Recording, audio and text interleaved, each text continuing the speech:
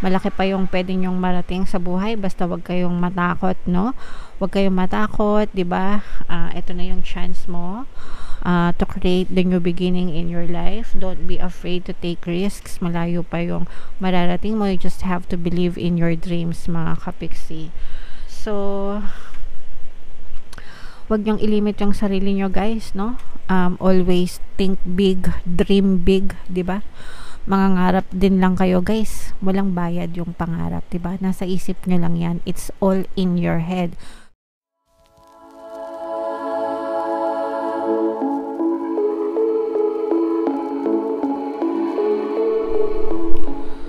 Hello guys, hello Virgo, welcome back to Pinay Pixie Tarot. Ang pamagat ng episode natin for tonight is messages from the universe para ngayong January to February para sa Virgo, Sun, Moon, Rising, Sign, and Venus. General reading lang, guys, pwede mag-resonate, pwedeng hindi. Combination ng positive and negative energy, mga kapiksi. Unahin natin tong deck na to. Tingnan natin yung mga mensahe sa inyo ng inyong mga gabay, mga kapiksi. New beginning, wow, bagong simula, guys, saktong-sakto para sa 2024, January to February, bagong buwan pa lang, bagong taon, bagong simula, guys, no? Begin your new life, guys. Actually, hindi nyo kailangan antayin yung bagong taon para makapagsimula ng bagong buhay, okay? Everyday na gumigising kayo, everyday na nagmumulat yung mga mata nyo, mga kapiksi, no? Binibigyan kayo ng chance ni universe na baguhin yung buhay nyo and live the life that you want by focusing your attention, your pattern of thoughts dun sa mga bagay na gusto nyong ma-achieve sa buhay nyo, okay? So, hindi naman yan instant na kapag inisip nyo ngayon, maya-maya mangyayari na. Especially if you have a lot of negative circumstances or a lot of negative stories, negative beliefs in your head. Pero if you persist, kapag nag-persist kayo, nagtiyaga kayo na, let's say for example, mahirap ka, gusto mong yumaman, okay, mahirap ako ngayon, pero yayaman din ako. Maaabot ko lahat ng gusto ko, i-bless din ako, maabot ko lahat ng pangarap ko sa buhay. Everyday, ganun yung isipin nyo, yayaman ako, magiging ma-okay ako, makakaalpas ako sa mga pagsubok na to. Maabot ko lahat ng pangarap ko everyday, no? Everyday gawin nyo yan, mga kapiksi. Mapapansin nyo na unti-unti talagang magbabago yung buhay nyo. So, wag yung sayangin, guys, no?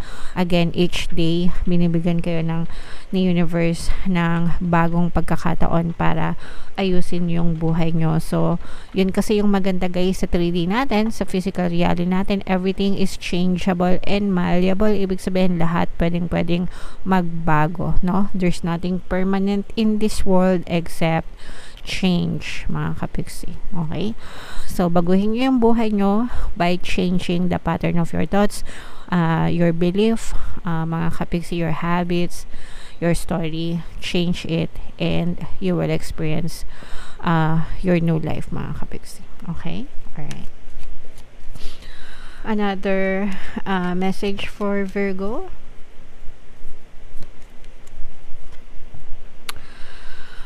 Enlightenment, guys, this will not resonate with all, pero if naka-resonate kayo, this message is for you. For some of you, maaari kayong nagkakaroon ng spiritual awakening, mga kapiksi, no?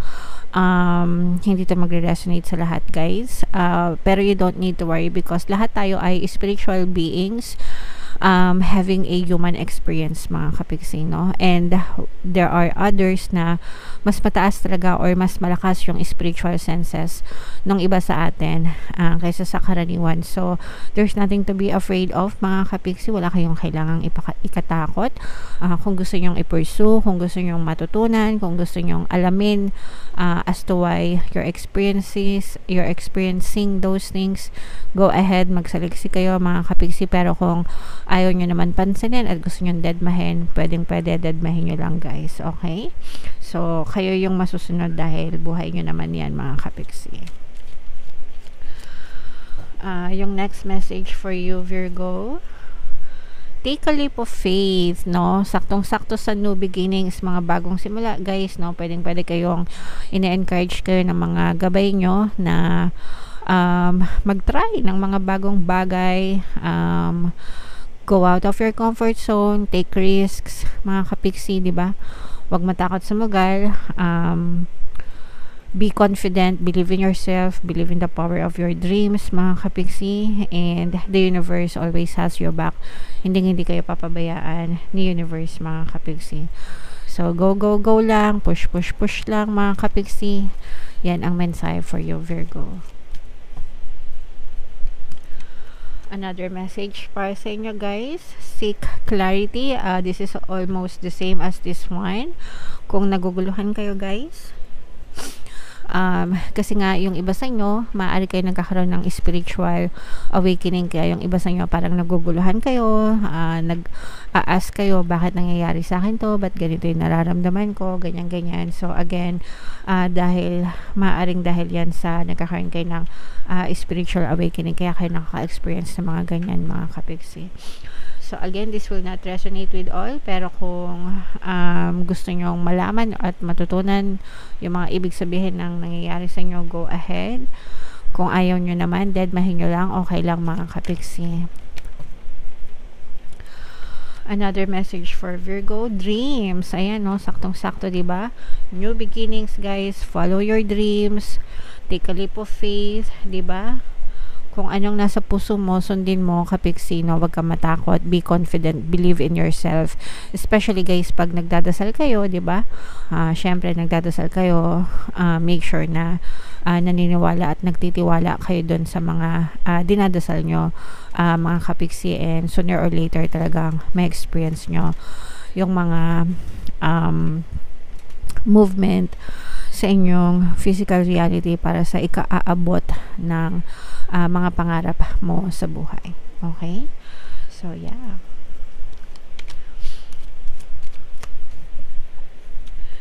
And another message, potential, yan, no? Grabe na, raramdaman nyo ba, guys? Sobrang progressive yung reading nyo, malaki pa yung pwede nyong marating sa buhay, basta wag kayong matakot, no? Wag kayong matakot, diba? Ito na yung chance mo to create the new beginning in your life. Don't be afraid to take risks. Malayo pa yung mararating mo. You just have to believe in your dreams, mga kapiksi. So,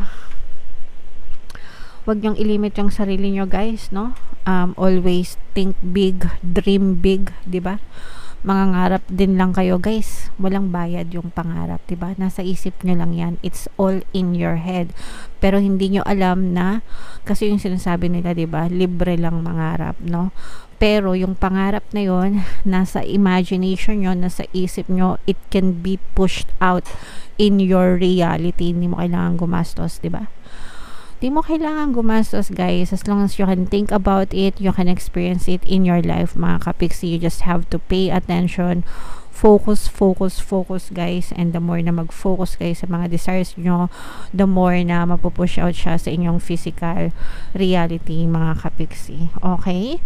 So, dream big for your future, guys. And think big for your future. Malayong malayo pa yung pwede nyong marating sa buhay nyo.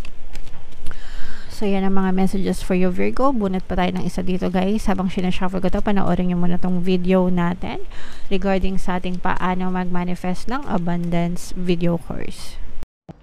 Kapiksi, sawa ka na ba sa mga struggles at hirap sa buhay mo? Masipag ka ba at masikap sa buhay ngunit hindi ka pa rin umaasenso? Ilang beses ka na bang nag-attempt magnegosyo at mag-invest pero palagi ka pa rin nalulugi?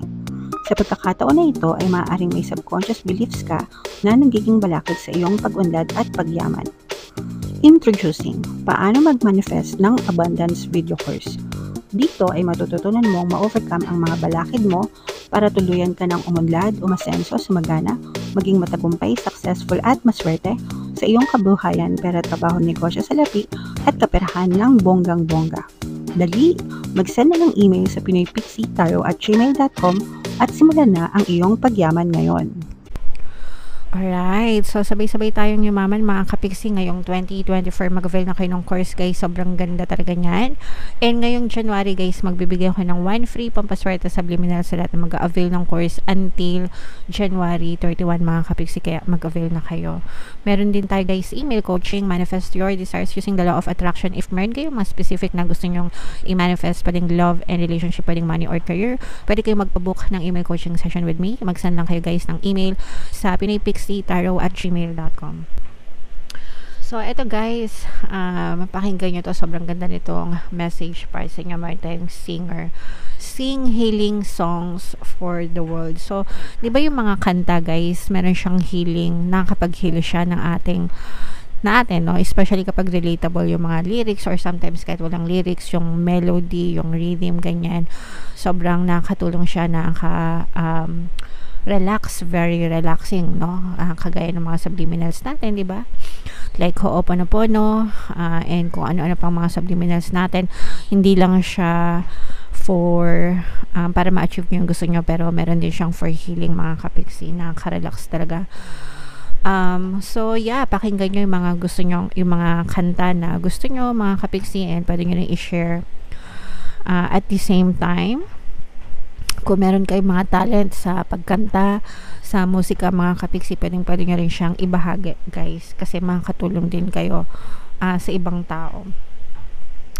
Your inner navigation always guides you. Palagi kayong ginagabayan. Yung inner navigation nyo, actually it's your guides, no, guiding you, kasi lahat tayo may mga gabay, kaya nga gabay ang tawag sa kanila, dahil ginagabayan nila tayo para hindi tayo mapahamak, pinoprotektahan tayo para ma-guide tayo, magabayan tayo sa tamang landas ng buhay natin.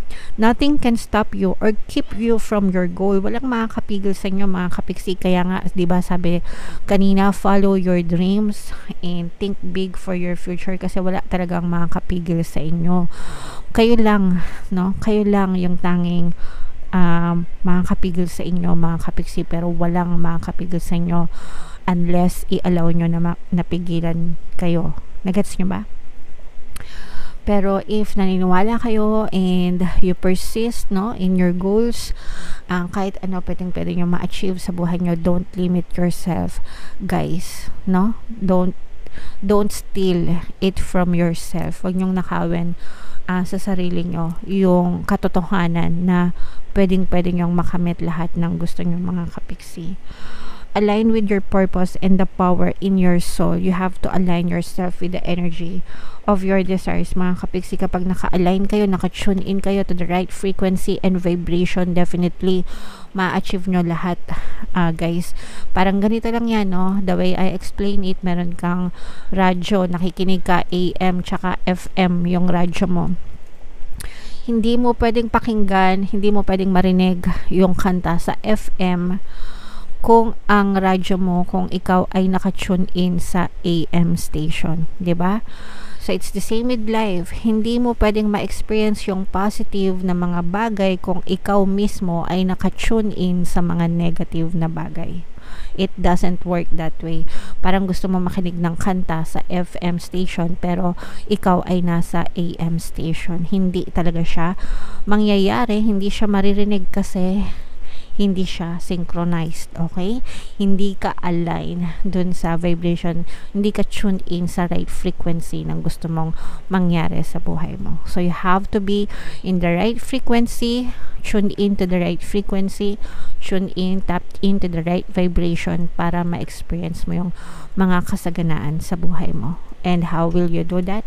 You use your mind, you use your imagination. Pag nasa isip mo, 'di ba? Reality mo, 3D mo, mahirap ka. Pero kapag inisip mo, 'di ba? Kapag inisip mo, nasa isip mo, gawin mo ngayon, guys. Sabayan niyo ako. Pumikit ka ngayon, no? Tapos isipin mo na marami kang pera. There, you're already tuned in to the right frequency, to the right vibration na ikaw maraming pera. Gagamitin mo lang yung imagination mo, 'di ba? Ganun lang kasimple, ganun lang kadali. Pero you have to repeatedly do it over and over again hanggang sa ma-push out siya sa iyong physical reality. Okay? Hi, ang ganda ng message para sa inyo, guys. Sana naintindihan nyo. Anyway, Virgo, comment down below if naka-resonate kayo sa mga messages para sa inyo. Ito yung ating mga 2024 kapalaran, guys. Panoorin nyo na, and ito naman yung ating success stories ng paano mag-manifest ng abundance video course. Click here to subscribe, guys, and click here to join our membership program. Thank you for liking, sharing, and subscribing. See you again next time.